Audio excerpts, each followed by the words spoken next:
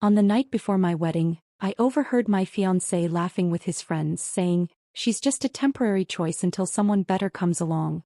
The next morning as he stood at the altar I walked in, but not to marry him. Instead I had a surprise that made him fall to his knees.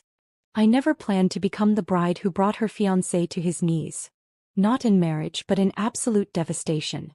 But life has a funny way of rewriting your story when you least expect it. The night before my wedding, fate handed me a truth I never asked for, and today I would return the favor. Before we begin, I want to take a moment to thank each of you for being part of this incredible journey. If you're enjoying these stories of empowerment, consider subscribing.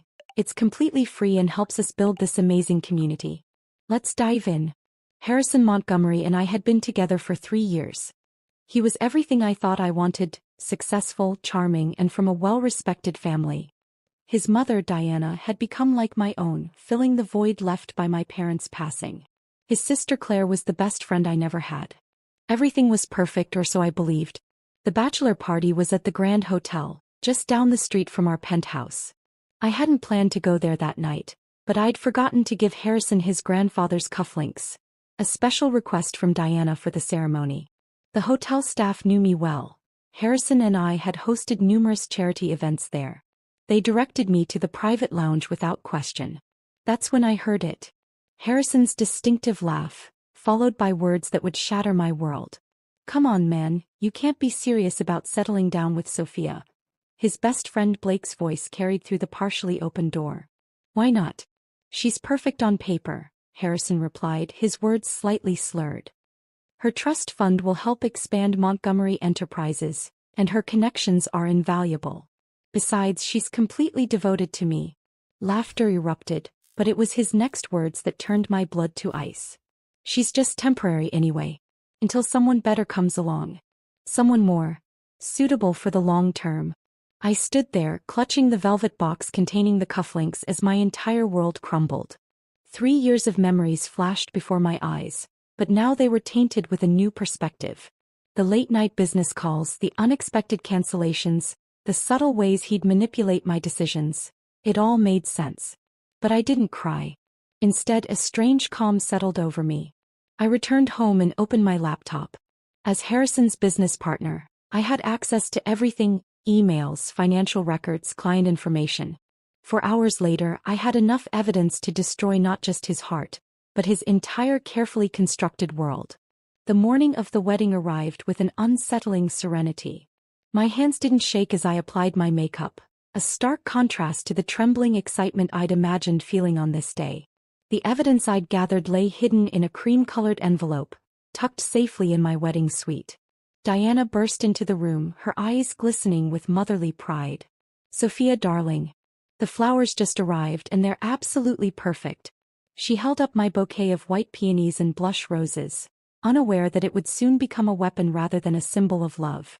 As my bridesmaids fluttered around me like elegant butterflies in their champagne-colored dresses, I caught Claire's reflection in the mirror. Harrison's sister stood behind me, adjusting my veil with such tenderness that my resolve almost wavered. "Almost. I can't believe my brother got so lucky," Claire whispered, squeezing my shoulders. "You're going to take his breath away." "If only you knew how right you are," I thought, maintaining my practiced smile. The next hour passed in a blur of hairspray, lipstick touches, and champagne toasts I couldn't bring myself to drink. Every ping from my phone made my heart race. Not from pre-wedding jitters, but from anticipation of what was to come. My private investigator had promised final confirmations by noon. At 11:43 a.m. the text arrived. "Additional evidence secured. The reporter is in position." I excused myself to the bathroom, phone clutched in my trembling hands. The screenshots confirmed everything: Harrison's offshore accounts, the diverted company funds, and most damningly, emails to his mistress discussing their post-honeymoon plans. The same mistress who, ironically, sat on his company's board of directors. A knock at the door startled me. "Sophia? The coordinator says we have 30 minutes, Claire called out. "Just finishing up," I responded, my voice steady despite the storm raging inside me. I took one last look at myself in the bathroom mirror. The woman staring back wasn't the same person who'd spent yesterday morning writing her vows with tears of joy. This woman wore her wedding dress like armor, her red lipstick like war paint. When I emerged, Diana pulled me aside. "I want you to have this," she said, fastening a delicate pearl necklace around my neck. "It's been in the Montgomery family for generations. Harrison's grandmother wore it on her wedding day. The pearls felt like ice against my skin. Another family heirloom that would become part of this day's collateral damage." "Thank you, Diana," I whispered, hugging her tightly. "I want you to remember that no matter what happens today, you've been more of a mother to me than I could have ever hoped for." She looked at me quizzically, but before she could respond, the wedding planner appeared, headset in place, clipboard at the ready. "Places everyone. The guests are seated and the groom is at the altar." My bridesmaids lined up, their excitement palpable. Claire kissed my cheek before taking her place at the front of the line. I waited until they'd all left before retrieving the envelope from its hiding place and sliding it into a discreet pocket sewn into my dress. The church doors closed behind them, leaving me alone in the vestibule. Through the heavy wood, I could hear the string quartet playing Pachelbel's canon, the same song Harrison and I had chosen together on a rainy Sunday months ago. My phone buzzed one final time. Reporter and photographer in place. Business partners all present. Police contact on standby. I deleted the message and tucked the phone away. The wedding coordinator appeared beside me, radiant with professional cheerfulness. "Ready, Ms. Grant?" I thought of the moment I'd first met Harrison at that charity gala, how his smile had lit up the room. I thought of our first kiss in the rain, the way he'd proposed under the stars in Tuscany, all the dreams we'd shared. Then I thought of his cruel laughter last night, the years of lies, the carefully orchestrated deception. The church doors swung open. The wedding march began to play and 200 guests rose to their feet. At the end of the aisle, Harrison stood tall and handsome in his tuxedo, beaming with practiced charm.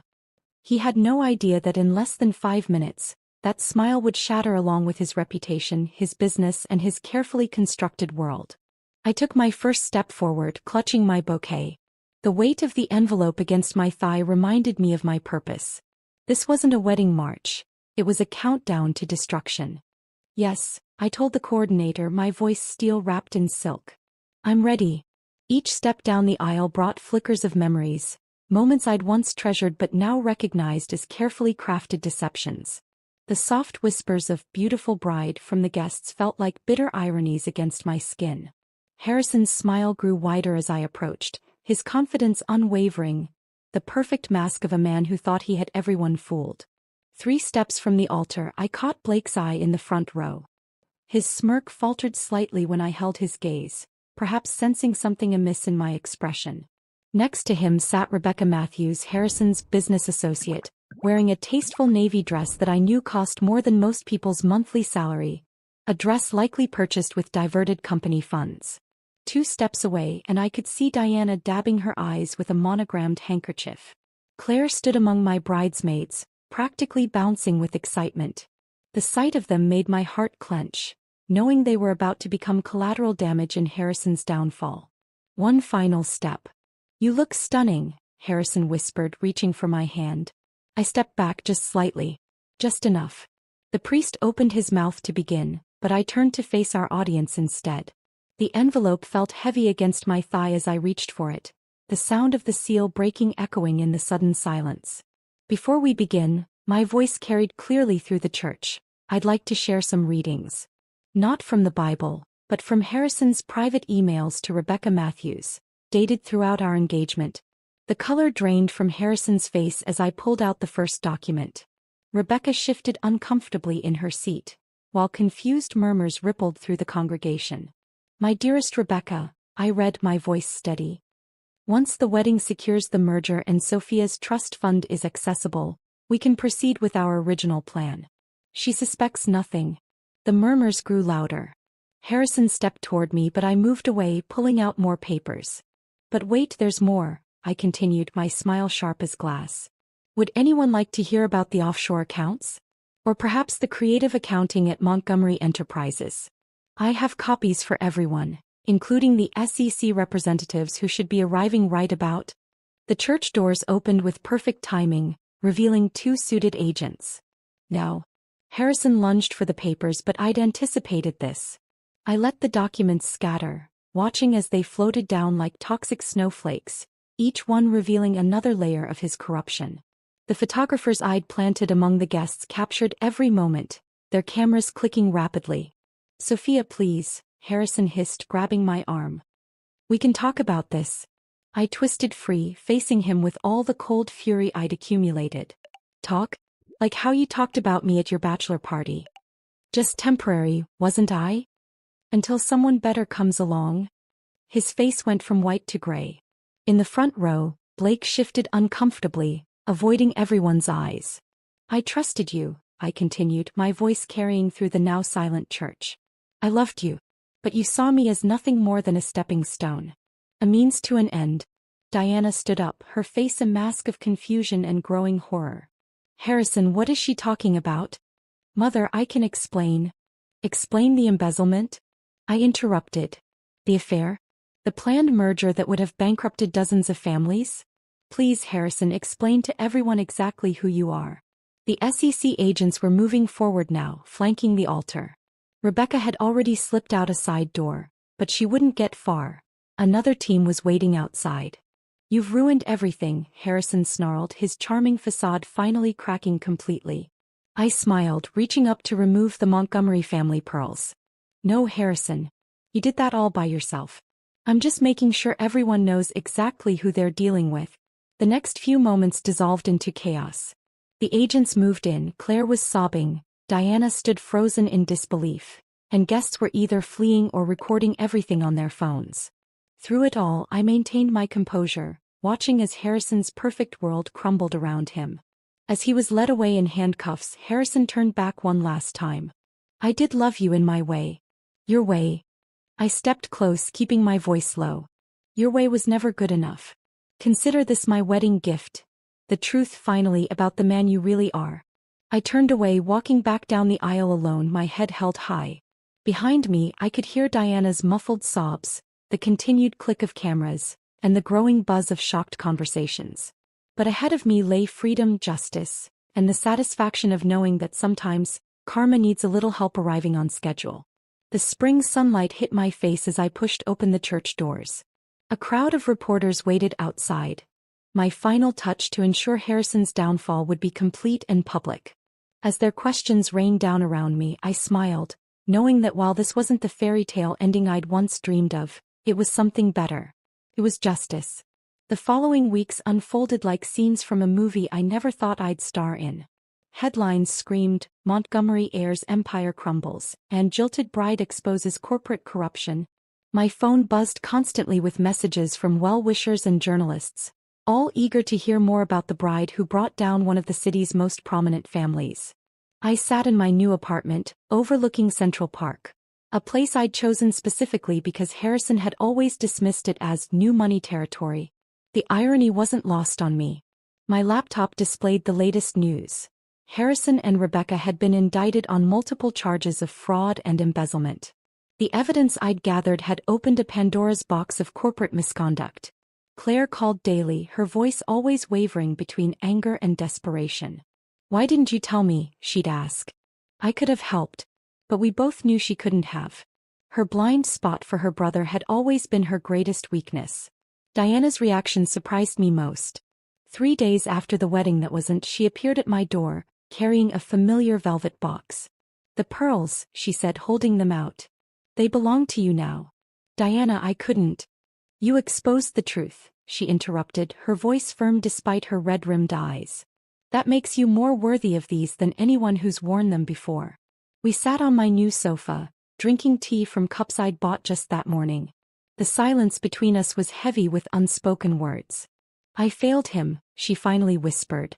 "Somewhere along the way I must have." "No," I took her hand. "Harrison made his own choices. You gave him everything he needed to be a good man. He chose differently." The Montgomery Enterprises investigation revealed deeper corruption than anyone had imagined. Harrison's father had laid the groundwork years ago, and Harrison had merely perfected the art of deception. The company's collapse affected hundreds of employees, but I'd prepared for that too.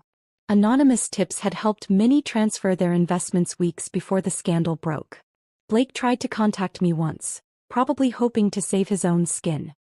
His message sat unread in my inbox, alongside Harrison's desperate attempts at explanation. Some bridges aren't worth rebuilding. Rebecca turned state's evidence, of course. She'd always been practical that way. Her testimony would ensure Harrison spent a significant portion of his prime years in a federal institution, trading his bespoke suits for prison garb. The media painted me as a hero, the whistleblower bride who chose justice over love. They didn't understand that it was never a choice. The moment I heard Harrison's true feelings, the path forward became crystal clear. Love without respect is like a house built on sand.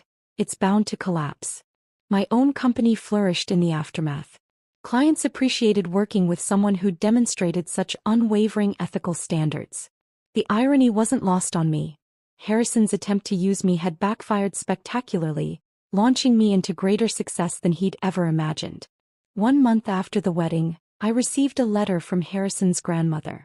Her shaky handwriting filled 3 pages with memories of her own marriage, of watching Harrison grow up, and finally her gratitude for preventing the family name from becoming synonymous with unchecked corruption. "You did what none of us had the courage to do," she wrote. "You saw the truth and refused to look away." The letter ended with a photograph, Harrison's grandfather on his own wedding day, young and hopeful. The same hope I'd once seen in Harrison's eyes. The same hope that had twisted into something darker when nobody was watching. I kept the photo not out of sentimentality, but as a reminder that appearances can be deceiving. The charming smile that had once won my heart had hidden a calculated mind plotting my destruction. Never again would I let someone else's mask become my reality. As summer faded into autumn, I found myself walking through Central Park more often. The changing leaves reminded me that transformation, while painful, was necessary for growth. Each step forward took me further from the woman who'd nearly married a lie, and closer to someone stronger, wiser, and unafraid of standing alone. Diana joined me for these walks sometimes. We never spoke of Harrison directly, but his absence hung between us like an invisible thread, connecting 2 women who'd loved and lost the same person in different ways. "You know," she said during one of our walks, "I always wanted a daughter who would carry on the Montgomery legacy of strength and integrity. Turns out I got one, just not in the way I expected." I squeezed her hand, understanding the weight of her words. In trying to destroy me, Harrison had inadvertently given me something precious. A family bound not by blood or false promises, but by truth and resilience. The media eventually moved on to newer scandals, but the lessons remained. Sometimes the greatest act of love isn't saying "I do," it's having the courage to say "I won't." 6 months after the wedding, I found myself standing in front of Montgomery Enterprises' former headquarters. The building's gleaming facade remained unchanged, but the company's name had been replaced by that of its new owners. Inside, a different kind of energy pulsed through the renovated offices, one of transparency and renewed purpose. I'd been invited to consult on the company's restructuring, a delicious twist of fate that hadn't escaped my notice. The new management wanted to understand how the previous corruption had gone undetected for so long. Who better to explain than the woman who'd uncovered it all? Walking through the familiar corridors, I passed Harrison's old office. It had been converted into a communal workspace, its imposing mahogany doors replaced with glass panels. Sunlight streamed in where shadows once lurked, a fitting metaphor for the company's transformation. Claire had taken over a small division of the company, determined to rebuild her family's legacy the right way. We'd slowly repaired our friendship, stronger now for having been tested. She'd inherited her mother's strength but channeled it into creating positive change. "The quarterly reports show remarkable recovery," she announced during a board meeting, her voice steady and confident. "We've retained 80% of our original workforce and implemented all recommended transparency measures." I watched her with pride, remembering the tearful conversation we'd had 3 months ago when she discovered even more of Harrison's deceptions. Instead of breaking her, each revelation had only strengthened her resolve to make things right. The media had dubbed it the Montgomery Redemption, a story of corporate resurrection led by the women Harrison had underestimated. Diana had emerged from her initial shock to become a fierce advocate for corporate accountability, using her social connections to promote ethical business practices. My own consulting firm had expanded rapidly, specializing in corporate fraud prevention. Companies sought our services, hoping to avoid becoming the next cautionary tale. Each client brought new challenges, but none quite matched the satisfaction of dismantling Harrison's carefully constructed house of cards. The investigation had uncovered connections to other prominent families, leading to a domino effect of exposures and resignations. Harrison's circle of privileged conspirators had crumbled, their influence evaporating in the harsh light of scrutiny. Rebecca's testimony had proven invaluable to the prosecution. She'd provided details of meetings in exotic locations, of documents destroyed and accounts hidden. Her cooperation had earned her a lighter sentence, but the stigma would follow her long after her release. Blake had tried to reinvent himself as a whistleblower, claiming he'd always had suspicions about Harrison's dealings. No one bought it. Last I heard, he'd moved to a small town in Montana, his dreams of social climbing buried under the weight of his complicity. Harrison's trial was set for spring. His legal team had attempted every delay tactic possible, but justice had a way of catching up. I'd been called to testify, a prospect that filled me with a strange mix of dread and anticipation. One evening as I was leaving the office, I received an unexpected call from Harrison's grandmother. "I've been going through old family albums," she said, her voice crackling with age and emotion. "There's something you should see." Over dinner in her elegant townhouse, she showed me photographs of Harrison as a child. Images of a smiling boy who once had the potential for goodness, before ambition and greed twisted his path. "I watched him change," she confided, her fingers tracing the edges of a yellowed photograph. "Year by year, success by success, he became someone I didn't recognize. You saw it too, didn't you?" "Before anyone else did."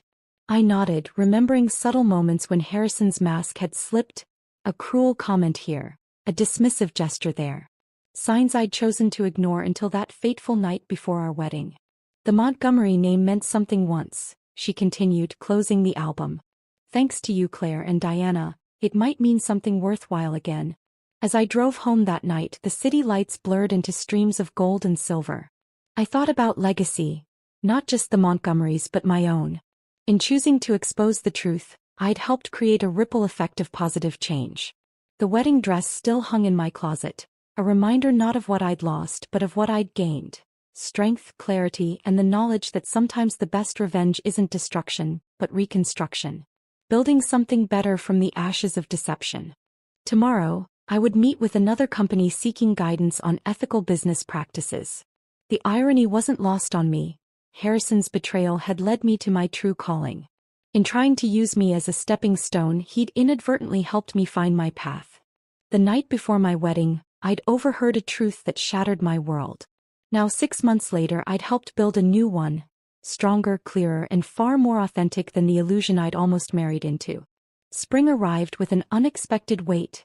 Harrison's trial loomed on the horizon. The courtroom buzzed with tension as I took the witness stand, my voice unwavering as I recounted every detail. His eyes never left me during my testimony, but they no longer held the power to make my heart race. Instead, I saw him clearly for who he was. A man whose greatest defeat was being exposed for his true nature. The evidence was overwhelming. Each document I'd gathered that fateful night before the wedding became another nail in the coffin of his defense. His lawyers attempted to paint me as a vengeful woman scorned, but the paper trail told a different story, one of calculated fraud spanning years. The most poignant moment came when Diana testified. She sat straight-backed in the witness chair, her elegant composure intact as she detailed how her own son had manipulated family funds and betrayed generations of trust. "The truth," she stated clearly, her voice carrying through the hushed courtroom, "must stand above blood." Harrison's face crumpled at her words. For the first time, I saw genuine emotion break through his practiced mask. The realization that he'd lost not just his freedom, but his mother's unwavering support. The trial lasted 3 weeks. Each day brought new revelations, more evidence of how deep the corruption had run. Former employees testified about threats and coercion. Business partners revealed how they'd been drawn into Harrison's web of deceit. Through it all, I sat in the gallery beside Claire, watching the man we'd both loved reveal his darkest colors to the world. The verdict came on a rainy Thursday afternoon. Guilty on all counts. The sentence: 15 years, no possibility of early parole. As the judge read out the terms, I studied Harrison's profile, still handsome but somehow diminished. The charming smile that had once won over boardrooms, and my heart was nowhere to be seen. Rebecca, having pleaded to lesser charges in exchange for her testimony, received 5 years. She avoided my gaze as she was led away, her designer outfit replaced by prison orange. Blake, charged as an accessory, accepted a plea deal that included community service and hefty fines. Outside the courthouse, reporters clamored for statements. Diana stepped forward, Claire and I flanking her sides. "The Montgomery family," she announced, her voice steady, "has always valued integrity above all else. Today's verdict, while painful, upholds that tradition. We thank the jury for their service and justice for prevailing." Later that evening we gathered at Diana's townhouse. Not to mourn but to close a chapter. Claire brought out a bottle of champagne, the same vintage we'd planned to serve at the wedding.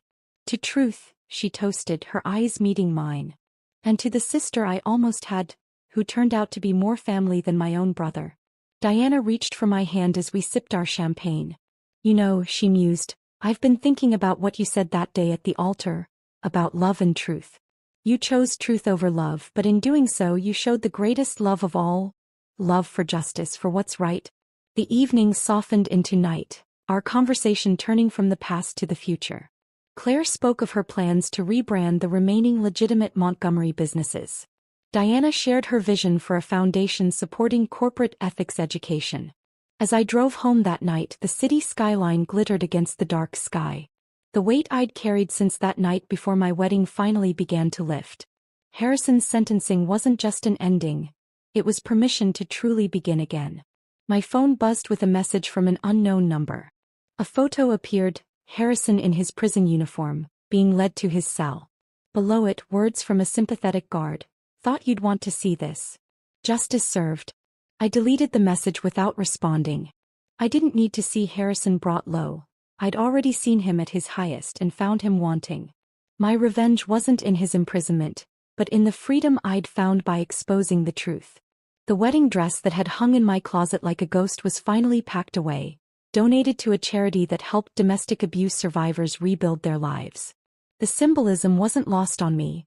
What was meant to be a symbol of love and trust would now help other women write their own stories of redemption. As I fell asleep that night, I thought about the girl who'd once dreamed of becoming Mrs. Montgomery. She'd been naive, perhaps, but her belief in justice had been her saving grace. Harrison had seen her trust as weakness, never realizing it would be his undoing. The truth had cost me a wedding, but it had given me something far more valuable. The knowledge that sometimes the greatest love story isn't about finding the right partner, but about finding the strength to stand alone for what's right. 1 year after Harrison's sentencing, I found myself back at the Grand Hotel. Not as a bride-to-be, but as the keynote speaker for a corporate ethics conference. The irony of speaking in the same building where I'd overheard Harrison's true nature wasn't lost on me. The ballroom was packed with executives, all eager to hear from the woman who'd exposed one of the biggest corporate scandals of the decade.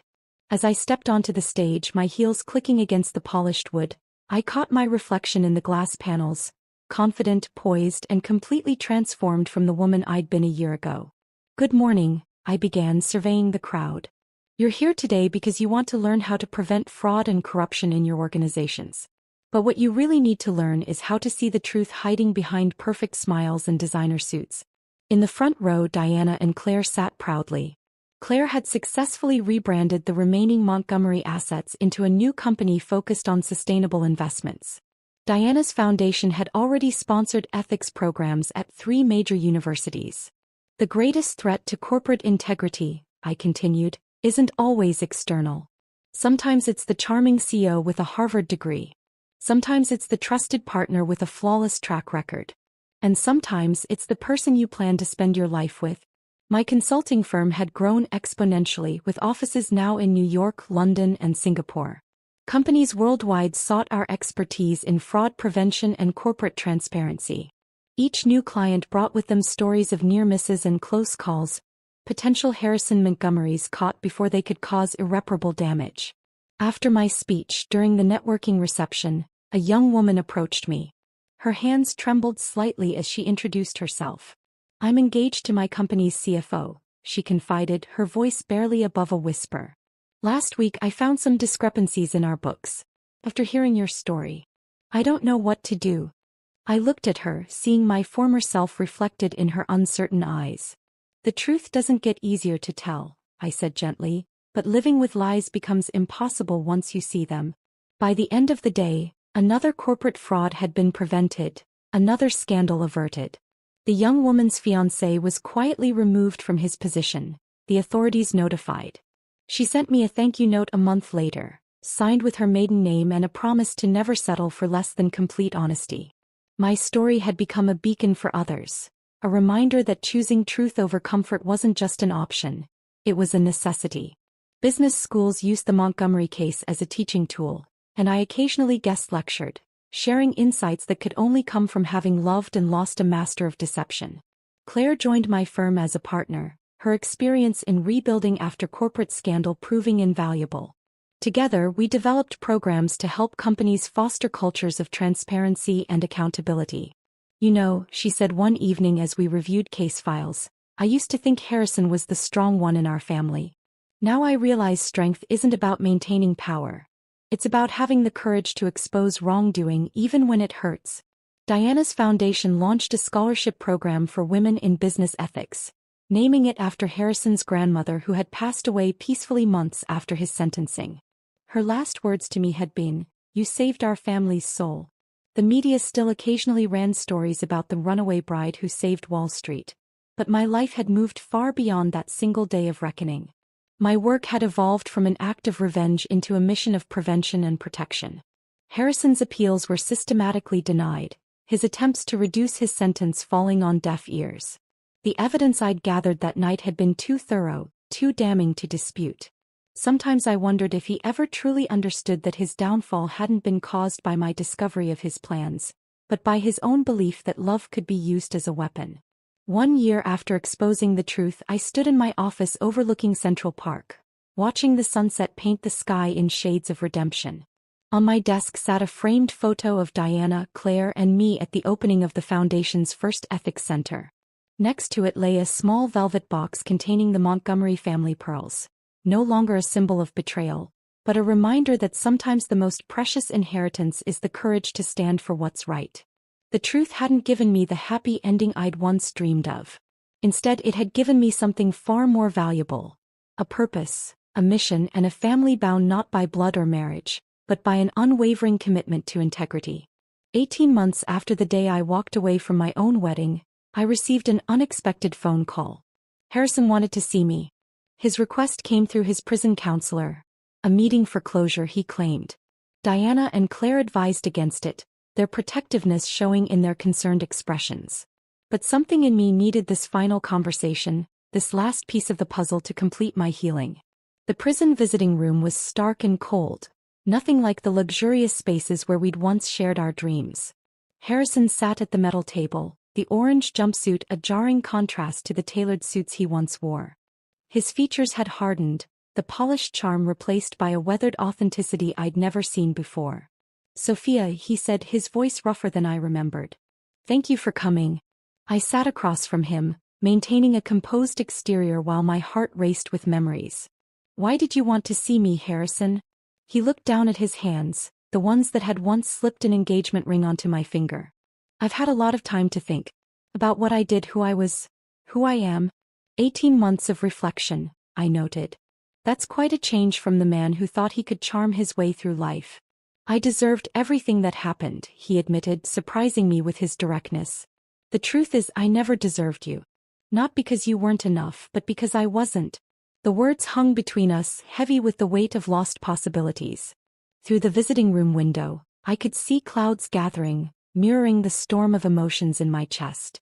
"You know what the worst part is?" he continued, looking up to meet my eyes. "I did love you. In my twisted, selfish way, I loved you. But I loved power more. I loved the game more."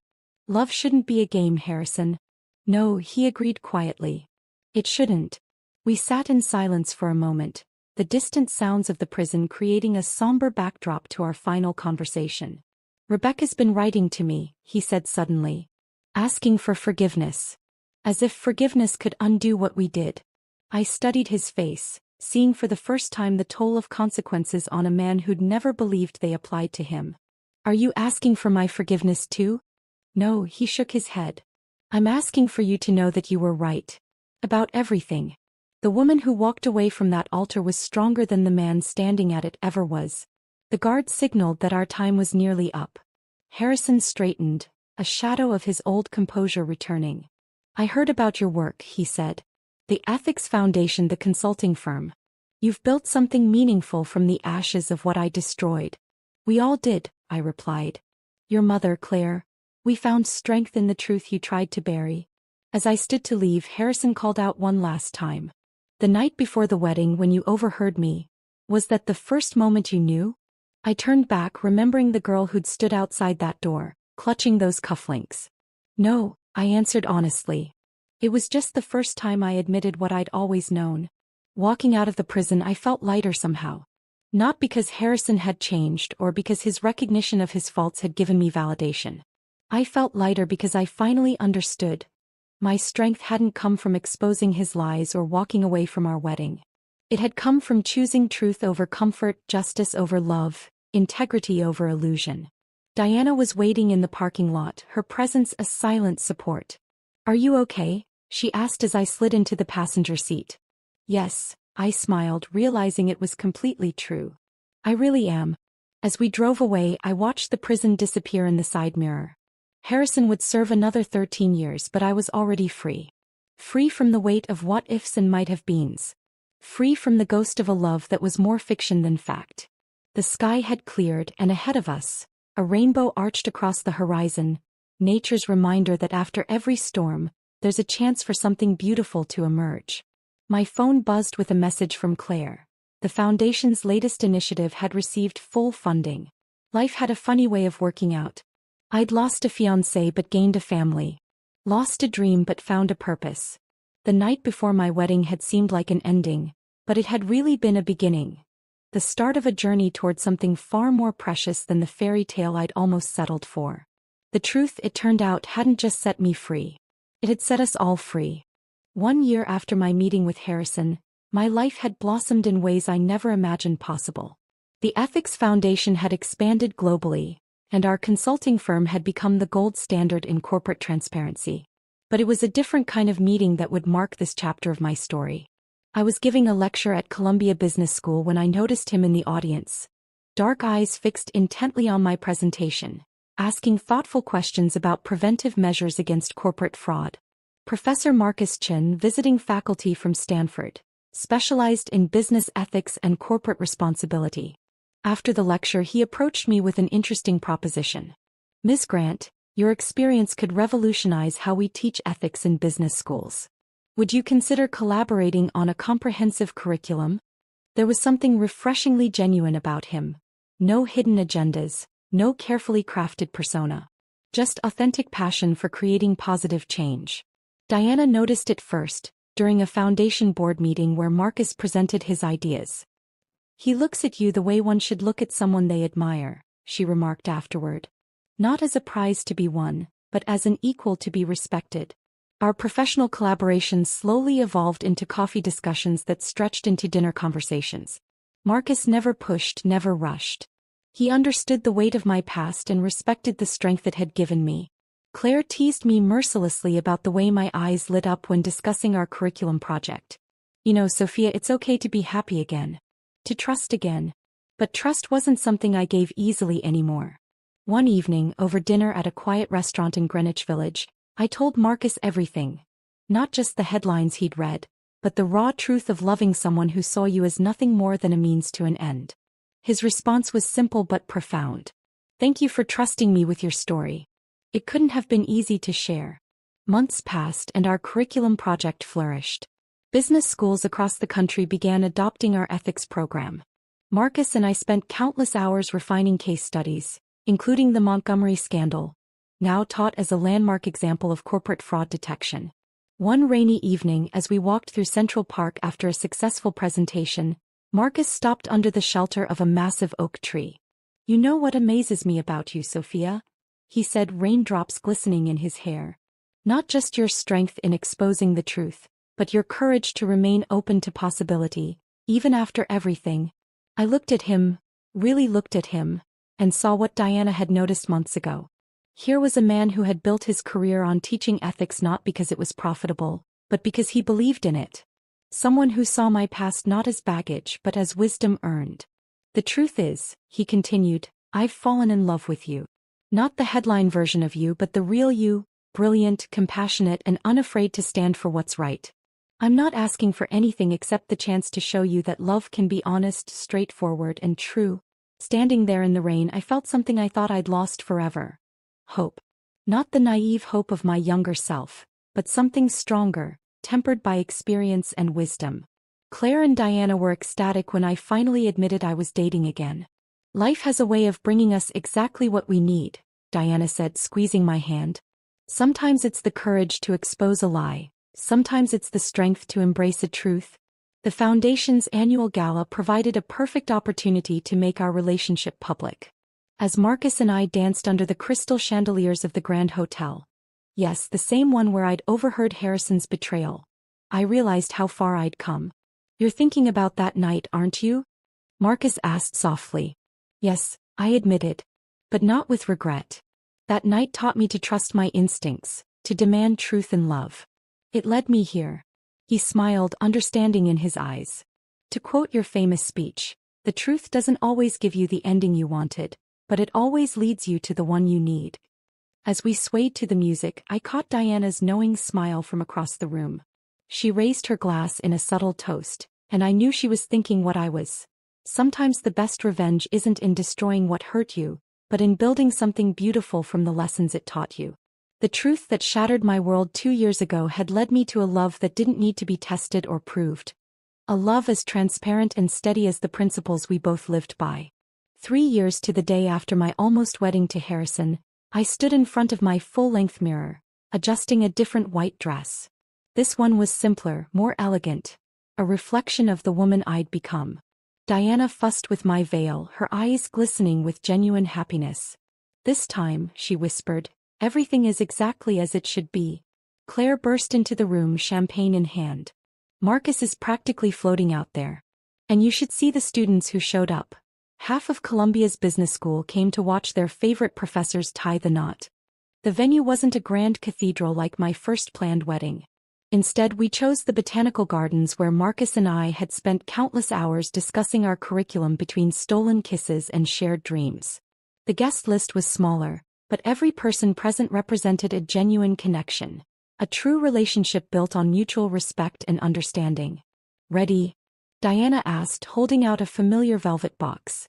The Montgomery pearls gleamed in the morning light. Once a symbol of a dynasty built on deception, they now represented something different. The power of transformation, of turning pain into purpose. Actually, I smiled, closing the box gently, I think these belong to the Foundation now. A reminder of where we've been and how far we've come. Diana's eyes welled with tears as she hugged me. You truly are the daughter I was meant to have. The ceremony was everything my first one wasn't. Authentic, intimate, and filled with genuine joy. Marcus's vows spoke not of ownership or obligation, but of partnership and shared purpose. When he mentioned how my story had inspired him long before we met, how my courage had made him a better educator in person, I saw the same conviction in his eyes that I'd seen during our first meeting. My own vows acknowledged the journey that had led me here. Love isn't about perfect moments or grand gestures, I said, looking into his steady gaze. It's about choosing truth over comfort, growth over complacency, and finding someone who makes those choices with you every day. The reception buzzed with energy as students mingled with business leaders, all united by our shared commitment to ethical leadership. The Foundation's newest initiative, a scholarship program for whistleblowers seeking to rebuild their careers, had just launched, turning another page in our story of transformation. Claire clinked her glass for the toast, her smile radiant. To my sister, not by blood but by choice, who taught us all that the greatest love story isn't about finding the right person, but about becoming the right person. And to Marcus, who proved that true love doesn't ask you to compromise your values. It elevates them. Later, as Marcus and I swayed to our first dance, he whispered, "Do you ever think about how different life would have been if you hadn't overheard Harrison that night?" I looked around the room at the family I'd found, the purpose I'd discovered, and the man who loved me not despite my past but because of how it had shaped me. That night didn't change my destiny, I replied. It revealed it. News had reached us that Harrison was up for parole review, but it felt distant, like a chapter in someone else's story. His actions had set my transformation in motion, but they no longer defined me. The woman who had walked away from a false dream had found something real. A love built on truth, a purpose born of principle, and a happiness earned through courage. As the evening wound down, Diana pulled me aside. "I have something for you," she said, pressing a small package into my hands. Inside was a simple journal, Harrison's grandmother's diary from her early days as a Montgomery. She wrote about choosing truth over convenience, even when it costs you everything, Diana explained. "You're not just continuing her legacy, you've reinvented it."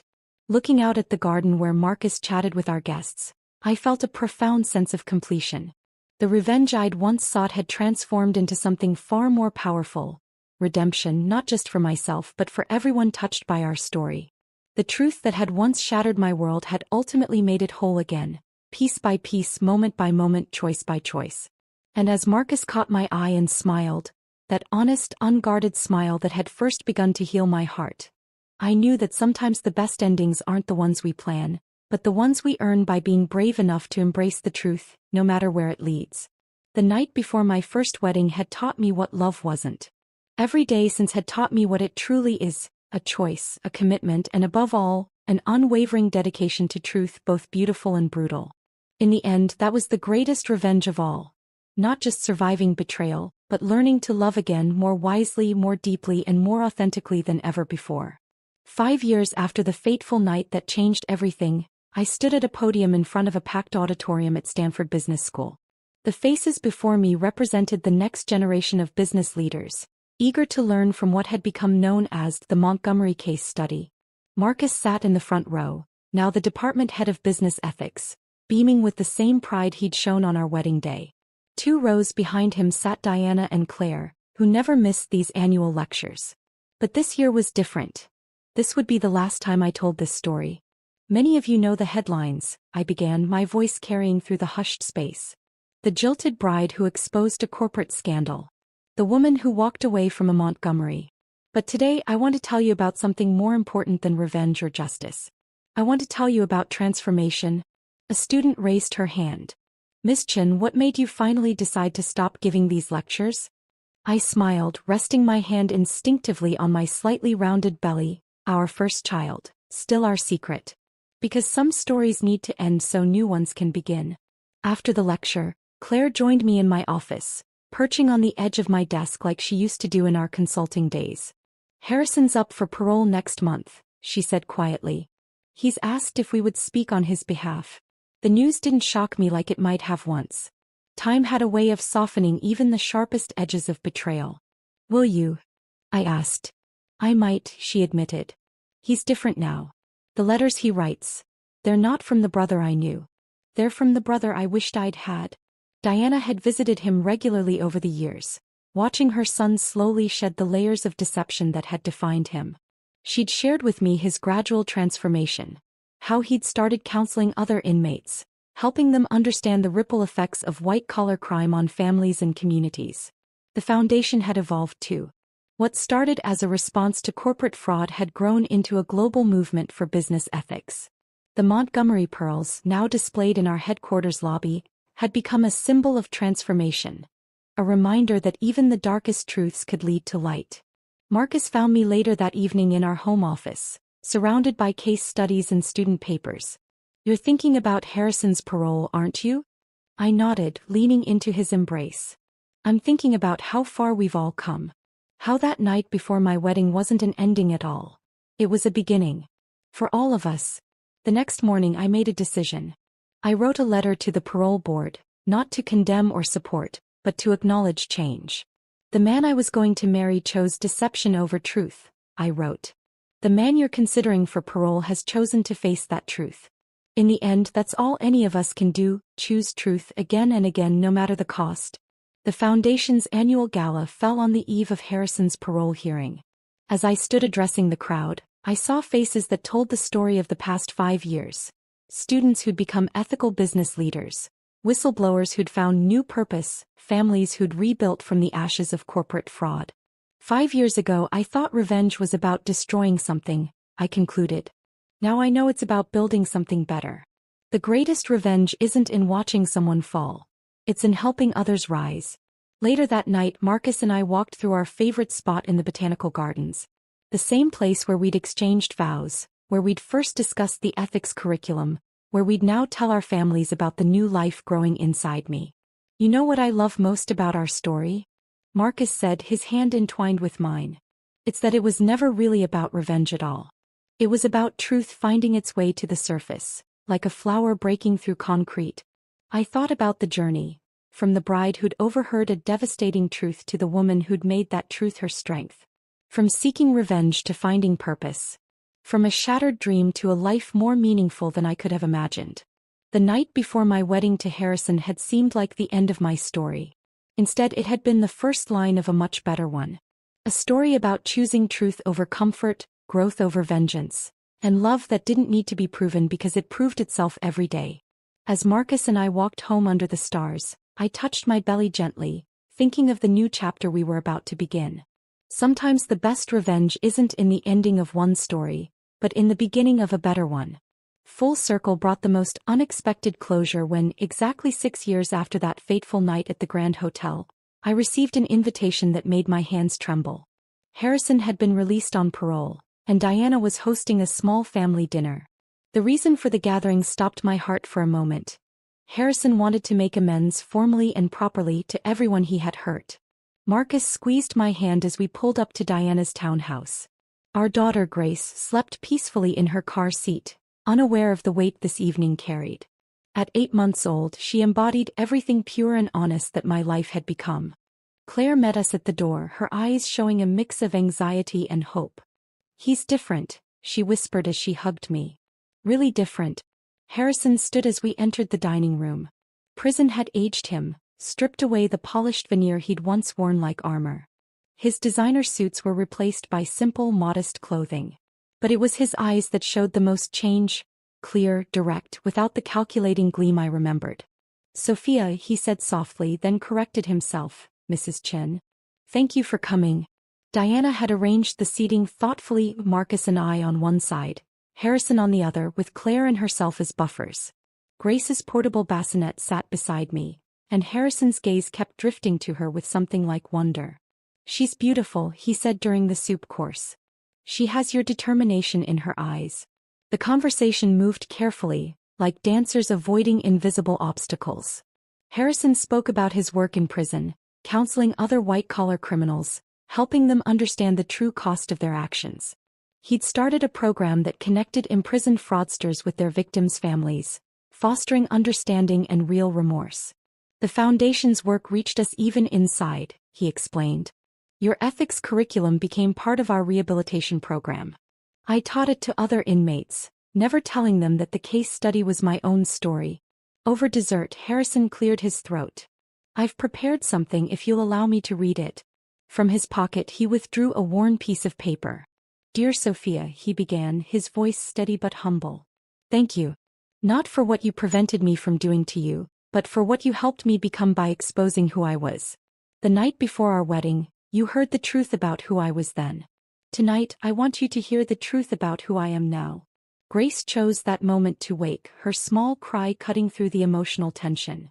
Without thinking, I lifted her and she settled against my shoulder, watching the gathering with curious eyes. "The Montgomery name once stood for power at any price," Harrison continued, looking at my daughter. "Thanks to you, Claire, and Mother, it now stands for integrity. The greatest gift you gave wasn't just stopping me. It was showing me a better way to live." Diana wiped tears from her eyes as Harrison spoke about his plans, working with the Foundation's rehabilitation program, using his experience to prevent others from following his old path. He'd already declined lucrative offers that would have put him back in the corporate world. "I've learned that true power isn't in controlling others," he said, looking directly at Marcus and me. "It's in controlling yourself, in choosing truth even when lies would be easier." As the evening drew to a close, Harrison asked to meet Grace. I found myself nodding and Marcus supported my decision with a gentle smile. Harrison knelt before her bassinet, his face soft with emotion. "Hello, little one," he whispered. "Your mother taught me the most important lesson of my life. I hope you grow up to be as brave and true as she is. Walking out into the cool evening air afterward, I felt lighter somehow. Marcus carried our sleeping daughter to the car as I lingered on Diana's steps, looking up at the stars. You know, Diana said, joining me, when you exposed Harrison's truth 6 years ago, I thought our family was destroyed. Instead, you gave us all a chance at something real. The night before my wedding to Harrison had shown me an ugly truth that shattered my world. But from those shards, we'd all built something beautiful. A family bonded not by lies and obligations, but by choice and truth. As Marcus, Grace, and I drove home, I thought about the power of real redemption. Not just saying sorry, but living differently. Harrison's transformation wasn't just an ending to our story. It was proof that sometimes the greatest revenge isn't in destroying someone's world, but in helping them build a better one. The truth that had once broken my heart had healed us all, in ways none of us could have imagined on that night 6 years ago. Sometimes the best endings aren't the ones we plan, but the ones we earn by facing our truths and choosing to grow from them.